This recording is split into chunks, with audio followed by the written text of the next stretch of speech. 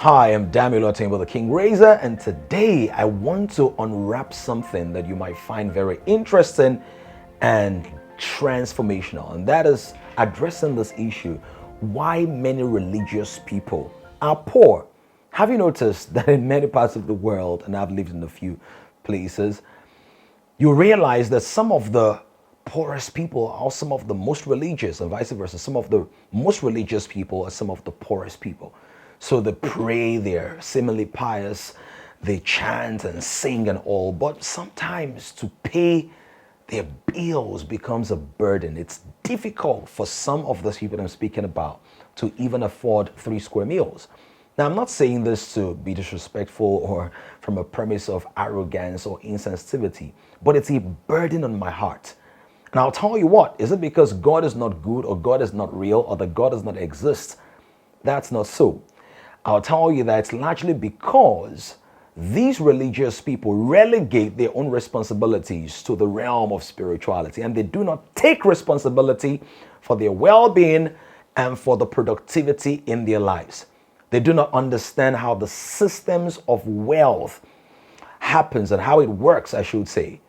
So, sometimes people will say, God, please help me. God, help me. Give me this job. Give me this money. And many times when God is going to answer their prayers, God sends them to other people who are already creating the jobs they are praying for. Let me say that again. That when somebody prays for a job, God sends that person who's praying to a creator. Why? Because when you're praying to a creator, and the creator sends you, the praying person, to a creator on earth, to someone who's creating jobs. And some of the biggest job creators in the world, they do not even believe the way many of us believe. They do not believe, some of them, in a deity and a spiritual supreme being.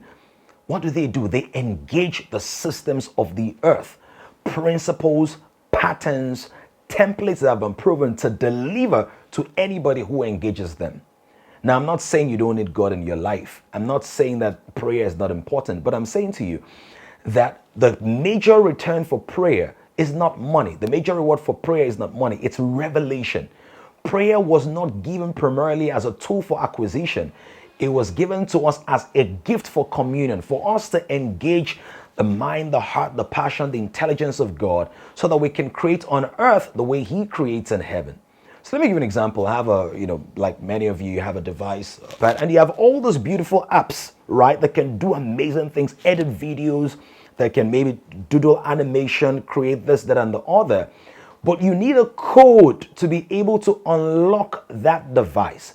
Now, when my 2 young sons pick up my device and they enter the code, whether I am there or not, they unlock the device. And that's how life is. Whoever has the code unlocks the device. Whoever has the code unlocks the treasure. Whoever has the code accesses the wealth.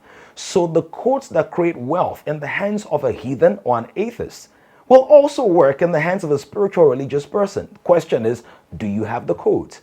Question is, have you learned to use the codes? And this is why knowledge is so important. Now, people say knowledge is power, but that's not accurate. Knowledge is potential power.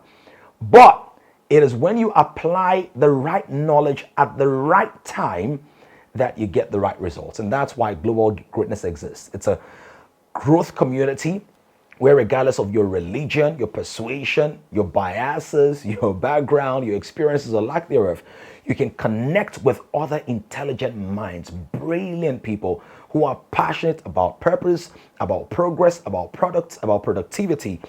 And together we keep exploring new depths of insights and knowledge and understanding, accessing the code. See, there's a code that generates millions of naira, but there are also codes that generate millions of dollars. There's a code that generates millions of dollars, but there are also codes. And the thing about codes is that codes are no respecter of persons. And I once wrote in one of my white paper editions that it's not cash that controls the world, it's codes that controls the world. In other words, when rich people put their money in a bank, in a vault, in a treasure house, in a safe house, they themselves still need codes to be able to access the wealth they've generated over time. So one of the things we want to do for you in Global Greatness is to give you the codes that you need to be able to move from potential to performance, to be able to move from possibilities to progress, to be able to move from your giftedness to the good things that you'll deliver in the lives of people through your gift. So follow the instruction on the screen right now. We want you to jump in on the special offer so that together we can enjoy global greatness. I can't wait to connect with you.